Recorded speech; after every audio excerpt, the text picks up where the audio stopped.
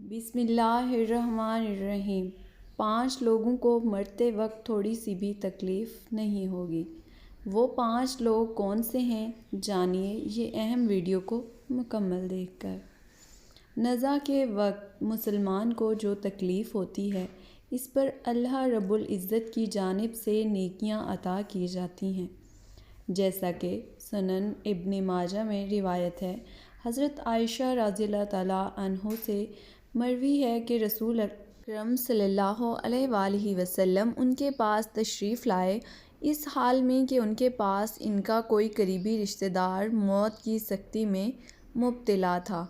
رسول اکرم صلی اللہ علیہ وآلہ وسلم نے مشاہدہ فرما کر حضرت عائشہ رضی اللہ تعالیٰ عنہا سے فرمایا، اپنے رشتہ دار پر غمگین نہ ہو، اسی لیے کہ یہ اس کی نیکیاں ہیں۔ حضرت عائشہ رضی اللہ تعالیٰ عنہا سے ہی اس مضمون کی روایت ہے کہ جب سے رسول اکرم صلی اللہ علیہ وآلہ وسلم کی وفات کی تکلیف میں نے دیکھی، اب میں کسی مسلمان میت کی حالت نزا کی تکلیف کو اس کے حق میں برا نہیں سمجھتی۔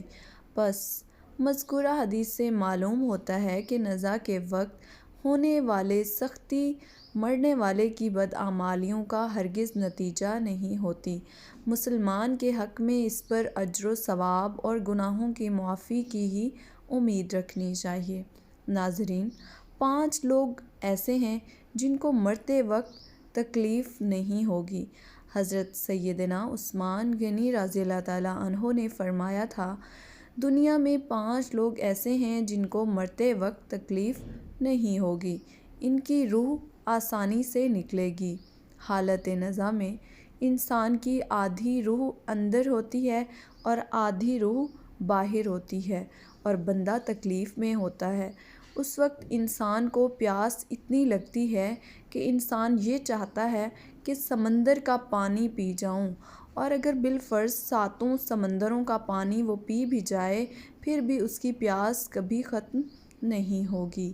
روح نکلتے وقت انسان کو جو تکلیف ہو رہی ہوتی ہے وہ ناقابل بیان ہے۔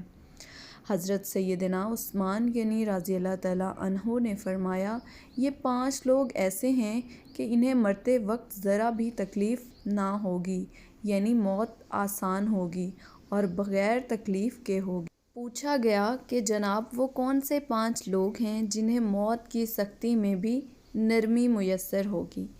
تو فرمانے لگے، سب سے پہلا شخص وہ جو اپنے ماں باپ کی موت کے بعد، یعنی ماں باپ کے مرنے کے بعد وراثت کا حصہ اپنی بہنوں کو پہنچانے میں جلدی کرتا ہے، یعنی جلد اور بروقت پہنچاتا ہے۔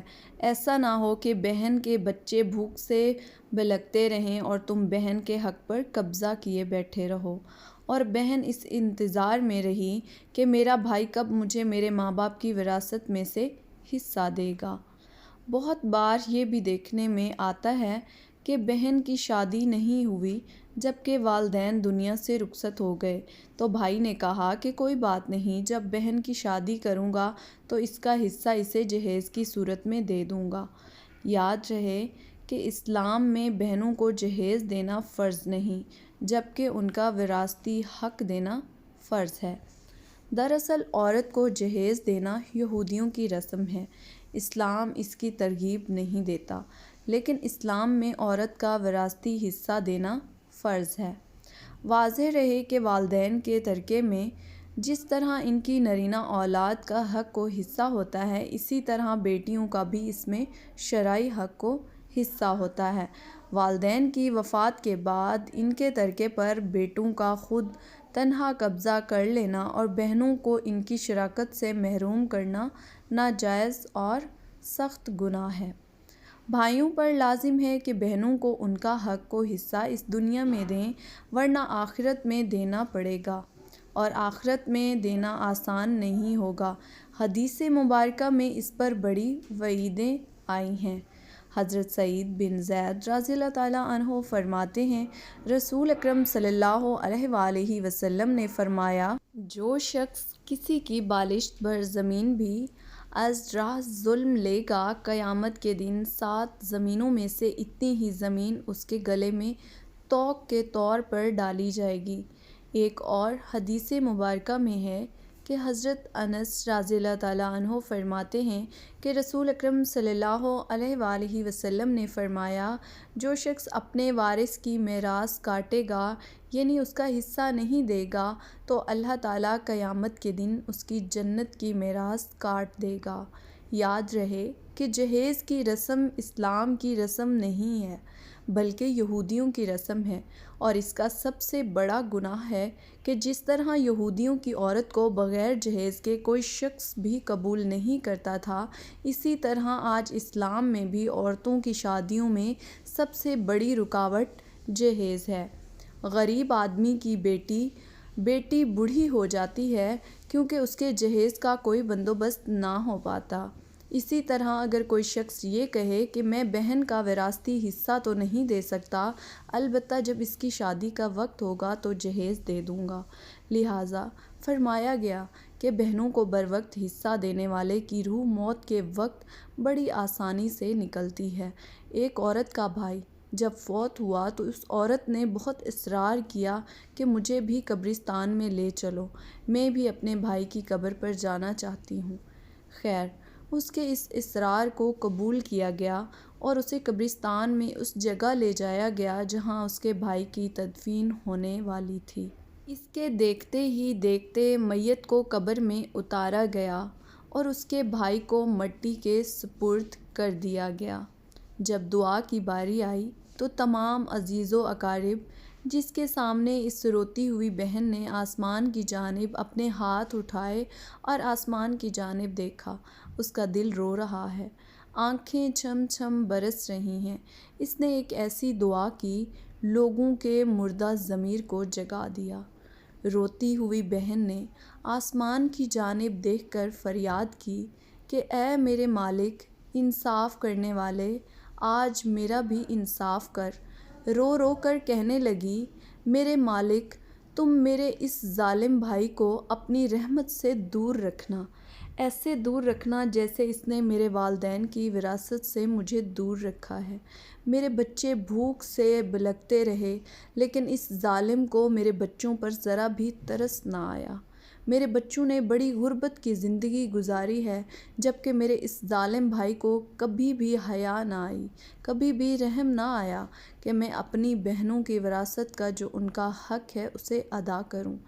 اے میرے مالک، تو آج انصاف کر دے، اور جس طرح سے اس نے میری وراثت کے حق سے مجھے دور رکھا ہے، اسی طرح تو بھی اپنی رحمت سے دور کر دے۔ تو ناظرین، صرف ایک لمحے کے لیے دل پر ہاتھ رکھ کر یہ سوچیں کہ جب تم اپنی بہنوں کو ان کی وراثت کا حق ادا نہیں کرو گے تو کیا تمہاری بہنیں تمہاری مغفرت کی دعا کریں گی یا جہنم کی؟ بہن کے لیے ظالم بن کے مرو گے یا مظلوم بن کے؟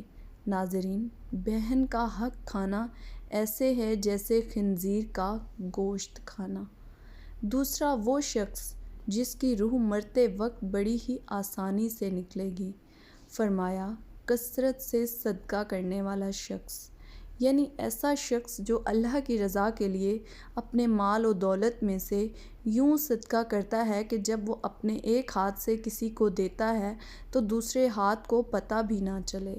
یعنی دوسرا انسان وہ ہے جو کثرت سے صدقہ کرے گا تو اس کی موت کے وقت اس کی روح آسانی سے نکلے گی اور جان کنے کا عمل اس کے لیے تکلیف دہ نہیں ہوگا۔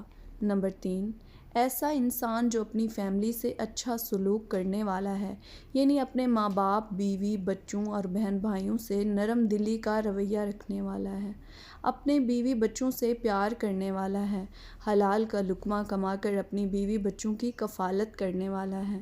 علماء فرماتے ہیں کہ جب رزق تنگ ہونے لگے تو دسترخوان کو وسیع کر لیا کرو، یعنی اپنے بیوی بچوں پر خرچ کرنا بھی صدقہ ہے، انہیں کھلانا پلانا صدقہ ہے۔ لہٰذا ایسا شخص جو اپنی فیملی پر خرچ کرتا ہو اور ان سے حسن سلوک کرتا ہو تو جب وہ دنیا سے رخصت ہوگا تو اس کی روح نکلنے میں آسانی ہوگی اور اسے کوئی تکلیف نہیں ہوگی۔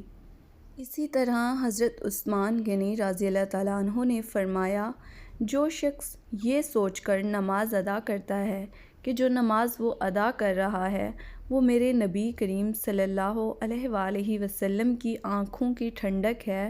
نماز دین کا ستون ہے، نماز مومن کی معراج ہے، اسلام اور کفر میں تفریق ہے، تو 5 وقت کا نمازی موت کے وقت کسی قسم کی سختی میں مبتلا نہ ہوگا۔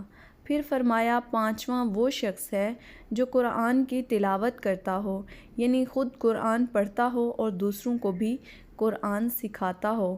پھر فرمایا راتوں کی تنہائیوں میں اٹھ کر قرآن پڑھا کرو اور قرآن پڑھتے وقت رویا کرو۔ فرمایا کہ اگر رونا نہ بھی آئے تو رونے کی کوشش کر لیا کرو۔ اللہ تعالیٰ سے دعا ہے کہ ہم سب مسلمانوں کی موت کی سختیوں کو دور فرما کر ہمارا خاتمہ ایمان پر نصیب فرمائے، آمین۔ ناظرین، کمنٹ باکس میں اللہ تعالیٰ کے 99 ناموں میں سے ایک نام ضرور ٹائپ کریں۔ شکریہ۔